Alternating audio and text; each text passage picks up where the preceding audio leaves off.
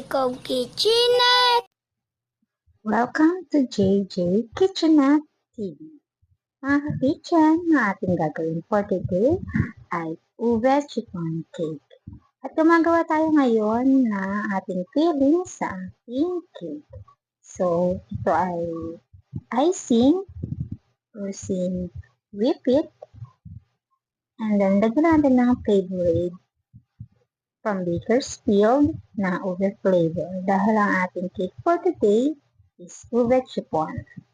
So, ayan ang ating filling sa ating ube chiffon cake. Dito naman tayong tumungo sa ating ube chiffon. Ayan, nilagyan natin ng caramel.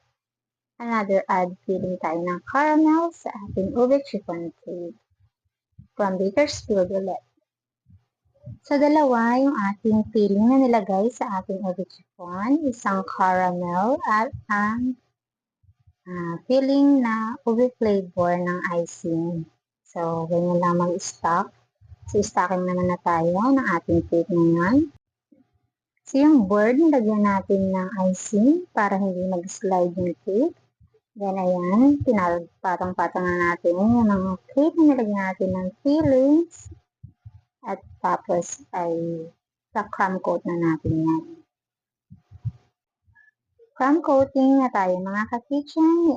Using crumb coating is para hindi sumama yung mga lumps ng cake sa icing. Kaya kina-crumb coat natin. So, small portion lang ng icing yung ilalagay natin para ma-crumb coat. So, manipis na manipis lang. Para pag nag-design tayo ng cake is hindi sumama yung mga lumps ng cake. Kaya nilalagyan muna natin ng crumb coating. After crumb coating, ilalagay na natin yung ating final icing. So, ang nilagay ko muna is color, parang peach siya. Kasi dapat red yan. Kasi nga is, itong cake na to is red horse pink cake. So, bali, hindi natin mapakulay ng dark. Baka pumait na lang yung cake pagka nilagay na natin lahat ng food color. Kaya, papahiran na lang natin yung namin ng color red para maging dark red. So, pansamantala, peach muna para hindi pumait ng cake sa sobrang dami ng food color na ilalagay. Ito yung isang way ng paglalagay ko ng icing sa cake. Ilalagay ko mo siya sa piping bag, saka ko siya papalibot sa cake para mas madali siyang pakinisin. Naglagay nga pala tayo ng dowel straw sa gitna ng cake para hindi mag-slide. Dowel straw is support sa cake na ganito na matataas para hindi mag-slide yung cake pag linaliver. Pakinisin lang natin ang ating cake. Pag makinis na, ipapahiran na natin yan ng red food color. Tapos pakinisin ulit para sa final touch ng ating cake. So, gumamit ako ng scraper para mapakinis natin yung ating cake. Hindi ko na napakita kung paano ko kinulayan ng red, pero gumamit lang ako dyan ng food color.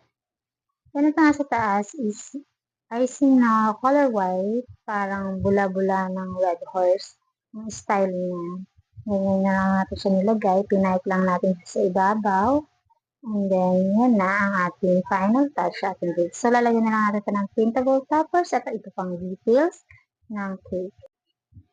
At ito na ang ating final touch sa ating cake. Printable toppers. Naglagay lang tayo. Saka itong hawakan niya. Dahil ito ay baso, team cake, red horse, baso team cake. Ayan. Then, nalagyan natin ng totoong red horse sa gilid.